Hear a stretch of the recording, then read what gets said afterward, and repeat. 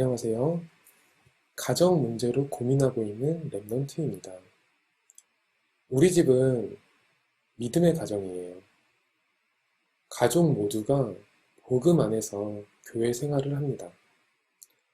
그런데 솔직히 집에서 부모님의 이중적인 모습을 보면 가끔 제가 가진 복음의 능력에도 회의가 들 때도 있어요. 매일 우리 집에서는 가난에 대한 불평, 서로에 대한 율법적인 비판이 끊이지 않습니다. 그리고 제가 제일 힘들 때는 교회 중직자들에 대한 뒷담화가 이어질 때예요. 그럴 때면 내가 이 교회를 떠나야 하나 싶어지지만 어머니 뱃속에서부터 다닌 교회거든요. 떠날 수 없는 사정이 있어요. 그냥 제발 우리 아빠, 엄마가 하느님 말씀 믿었으면 좋겠다 싶어져요. 그러면 강단 말씀으로 힘을 얻으라고 하잖아요. 그런데 우리 교회 목사님이 가정 문제의 답이 그리스도에게만 있다고 말씀하실 때마다 저는 믿음이 안 생깁니다. 저 목사님은 분명히 거짓말하는 거야. 이런 확신이 들어요. 그 생각이 잘못인 줄은 아는데 어쩔 수가 없어요. 하루는 오래 기도하던 친구에게 복음을 전하고 교회로 인도했어요. 교회로 데리고 오는 것에도 조금 망설임은 있었지만 달리 방법이 없잖아요. 아니나 다를까. 예배를 시작하자마자 친구 눈이 휘둥그레져서는 저를 툭 치며 말하더군요. 야, 너네 아빠 얘기 왜 안 했어? 이게 무슨 이야기냐고요? 저는요, PK입니다. 목, 회, 자, 자녀. 강단의 선 목사님이 제 아빠예요. 정말 하나님은 가정복음화 이루실 수 있나요?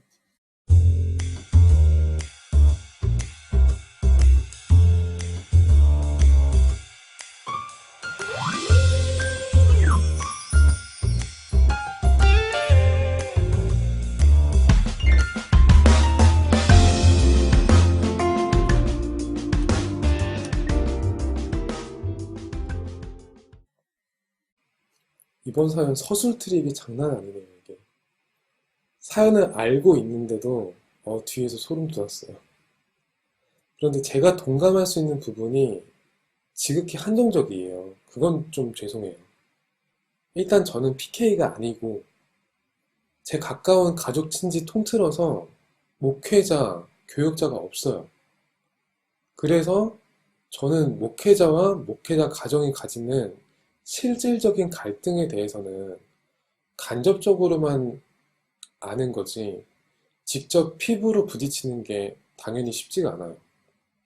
일단 사연 듣는 여러분들이 오해는 절대 하지 마셔야 될 것이 당연히 가정에서도 올바른 가정하로 서시는 목회자들이 더 많아요.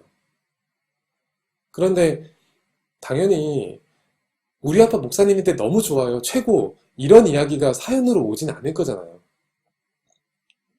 저희들은 그 중에서도 어려운 하소연을 여러분들한테 소개하는 거라고 생각하시면 될 것 같아요. 아무리 좋은 가정이라도 아무런 갈등이 없는 건 불가능하죠. 그런 이야기는 여러 차례 들은 적이 있어요. PK들은 1년 중에 WRC보다 PK 수련회를 더 기다리는 사람도 있다라고요. WRC는 부모님이 가라고 해도 마지못해서 가는데 PK 수련회는 부모님이 뜯어말려도 자기 발로 간다고 그런 이야기 들은 적은 있어요. 이 사연 보니까 조금 이해는 돼요. 그 범주 안에서만 할 수 있는 이야기들이 분명히 있긴 하겠죠. 그런데 단순히 그렇게 썰을 풀고 스트레스 풀라고 PK 수련회를 따로 하는 건 아닐 거잖아요. 저는 되게 궁금했거든요. 평신도 입장에서. PK든 중직자 자녀든 불신자 자녀든 복음 안에 들어왔으면 다 한 형제고 모두 소중한 랩런트들인데 왜 PK를 따로 훈련해야만 되는 거지? 다락방의 다른 모든 훈련과 집회는 저랑 큰 연관이 없어도요. 사실 마음만 먹으면 다 접근은 가능해요. 심지어 여성 산업인 헌신 예배라도 남자들이 가서 기도하는 마음으로 같이 들을 수 있어요. 제 입장에서는요, 유일하게 누가 합법적으로 불러주지 않는 이상 평생 접근 불가인 훈련이 PK 수련이에요. 제 의지로 갈 수 없는 유일한 훈련이 PK 수련이에요. 궁금했거든요. 왜 그들만의 리그를 따로 만들어야 되는 거지? 이런 의문을 꽤 오래 가졌었어요. 그러다가 비교적 최근 들어서 그 랩넌트라는 부분이 저한테도 언약으로 잡히면서 PK에 대한 눈도 전보다는 열린 거를 확인할 수 있었거든요. 물론 저는 어디까지나 PK가 아니니까 PK의 문제에 대해서 공감하거나 여기에다 답을 주긴 어려워요. 저희 방송은 답 주는 방송은 아니에요. 공감하는 거지. 그런데 평신도 입장에서 PK를 바라보는 시각의 변화, 거기에 대해서 포럼할 수는 있잖아요. 그 관점에서 이야기를 좀 해보려고 해요. 그 성경 보면 가장 안 좋은 PK의 예시로 등장하는 인물들이 누구죠? 상당수가 엘리 제사장의 두 아들들을 떠올리실 거예요. 너무 안 좋은 예. 엘리 제사장 본인이 일단 언약을 지키는데 너무 소홀한 거 아닌가 의혹을 받을 만한 장면들이 등장을 하고요. 그 두 아들은 대놓고 나쁜 놈들이에요. 사무엘이 엘리의 두 아들들보다 더 언약을 가까이 했고 나시린으로서 하나님의 축복을 받죠.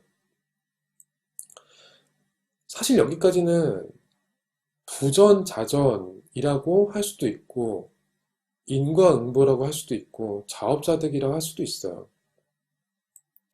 엘리 제사장 자체가 언약하고 먼 인물이었으니까 자식들한테 언약이 당연히 전달이 안 되지 이렇게 생각할 수 있거든요. 그런데 제가 발견한 부분은 그걸 눈앞에서 봤던 사무엘의 두 아들은 어떻게 됐냐는 거예요. 사무엘한테는 아비야, 요엘이라는 두 아들이 있어요. 이 둘이 어떻게 하느냐? 하나님의 일을 뇌물받고 처리해요. 어떻게 보면 사무엘 아들들이 이스라엘에 잘못 영향을 끼친 게 엘리 아들들보다 더 심했을 수도 있어요. 그때 이스라엘 주변 나라에서 어떻게 하느냐? 사람의 뜻에 따라서 왕을 세우고요. 사람 중에 가장 높은 자인 왕의 건의 아래서 힘을 막 키워요. 그런데 이스라엘에서는 어때요? 시대적인 선지자이자 판관인 사무엘의 아들들이 그따위로 일을 처리하는 거예요. 이스라엘 백성들이 결국에는 아, 선지자, 판관으로 사사로 안 되겠네. 우리도 왕을 세우자. 그렇게 요청을 하거든요. 그리고 사무엘도 결국 이런 상황을 하나님께 전하고 시대가 낳은 이스라엘의 최고 엄친아 중에 엄친아 사울을 첫 번째 왕으로 세우잖아요. 저는 이 부분 읽으면서 마음도 좀 아픈데 PK라는 부분을 다시 생각했거든요. 이거는 사무엘이 가정교육 잘못했네 이런 수준 아니잖아요. 여러분 사무엘이 어떤 사람이에요? 사무엘이 하는 기도는 땅에 떨어진 적이 없어요. 근데 아들들이 이래요. 어쩌면 사무엘이 자기 자식들을 위해서 진심으로 교감하고 소통하고 언약 속에서 기도해 줄 그 여유가 주어지지 않을 정도로 그 당시 이스라엘이 시급하고 타락하다. 영적으로 너무 악했다. 그렇게 보는 게 더 맞지 않을까요? 이스라엘 백성들이 왕을 원할 때 하나님이 사무엘한테 왜 자식 교육 그렇게 했어? 이렇게 타박하지 않잖아요. 하나님이 권위로 택한 선지자를 의지하지 못하고 사람 중에 높은 자인 왕을 원하는 이스라엘 백성들의 영적 상태가 악하다고 하거든요. 그러면 다시 한번 원론으로 돌아와 보자는 거죠. 사무엘 아들들이 범죄를 했어요. 사무엘의 책임인가요? 저는 제 영적인 상태가 그 당시 이스라엘 백성들과 크게 다를 게 없다는 사실 때문에 그것 때문에 마음이 많이 아팠어요. 물론 이렇게 생각하면 틀리긴 한데 굳이 따지면 이래요. 저 또한 제게 걸린 창세기 3장 때문에 저를 사역하시는 목회자의 귀한 시간을 갈취하고 있거든요. 물론 이건 틀린 생각이에요. 이런 걱정을 할 필요가 없어요. 맞는 생각이 아니에요. 저도 하나님의 귀한 자녀이고 저를 사역하는 것 또한 목회자에게 맡겨진 하나님의 귀한 일이죠. 그리고 하나님이 당연히 힘을 주시죠. 필요한 힘을. 그런데 그런데 이런 게 있는 거예요. 큰 교회 목사님 중에서 아마 하영조 목사님이었을 거예요. 그런 말씀을 강단에서 하셨다고 해요. 내가 목회 때문에 가정사역에 소홀하게 될 것 같으면 차라리 목회를 버리고 가정을 돌보겠다. 그런 말씀을 하신 적이 있을 거예요. 유교에서 말하는 수신, 제가, 치국, 평천하. 그런 개념으로 보면은 그게 맞겠죠. 뭐, 성도들이, 아, 우리 목사님은 되게 훌륭한 생각을 가지고 있구나. 박수 짝짝짝. 이렇게 생각할 수도 있겠죠. 그런데 이걸 뒤집어서 보면 엄청 소름 끼치는 경고이잖아요. 정말 목회를 쉬어버리시면 어떻게 되는 거예요? 지금 시대의 영적 상황이 그 당시 이스라엘보다 악하지 않나요? 목회자들이 목회를 쉬게 하면 안 되는 상황이에요. 유교의 개념과는 거꾸로 되는 거죠. 세계 복음화가 언약이고 그 안에서 국가 복음화, 지역 복음화, 가정 복음화가 발견되잖아요. 그 시급한 상황 속에서 PK들은 사무엘의 아들들처럼이나 시대의 영적 문제 속에 그대로 노출되어 있는 거예요. 그럼 그걸 누가 보호해 줘야 돼요? 이 시대, 이 사연에 나오는 목회자 가정에 문제가 있잖아요. 정말 표면적으로 보이는 것처럼 그 목회자의 책임이냐는 거죠. 책임은 맞죠. 근데 사무엘의 미스바 운동, 그렇게 은혜 받은 후에는 은혜 받은 이스라엘 백성들이 반드시 보고 살려야만 됐던 그 부분이 숨어 있었던 거예요. 여러분 이사야 있죠. 이사야가 잡은 언약이 그루터기 언약이잖아요. 그 뒤에 이사야의 큰아들이 등장하는데 이름이 스알 야숲이에요. 스알 야숲이라는 이름이 그 뜻이 남은 자는 돌아올 것이다. 그런 뜻이래요. 아들 이름이 랩넌트예요. 그냥 랩넌트도 아니고 랩넌트 운동이에요. 아들 이름이. 아버지가 가진 가장 중요한 언약이 자식을 통해서 후대를 통해서 전달되어야만 한다. 그게 답이다. 그게 앞의 역사를 모두 알고 있는 이사야가 가진 비밀이었던 것 같아요.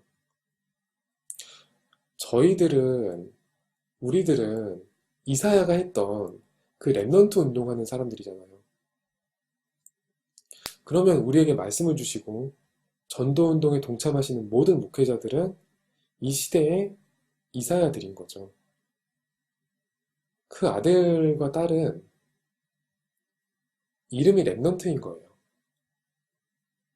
그 이름이 랩넌트이고 랩넌트 운동이고 RUTC인 거예요.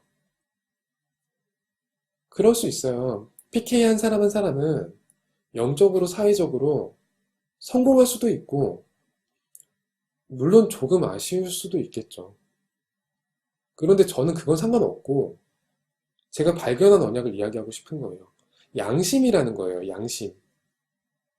그 이름이 랩넌트인 PK를 위해서 기도하고 필요한 부분을 도울 수 있다는 건 랩넌트 운동하는 사람으로서 최소한의 양심이다. 그 생각이 들었어요. 그 사람들을 위한 게 아니에요. 제가 도와봤자 뭘 얼마나 돕겠어요.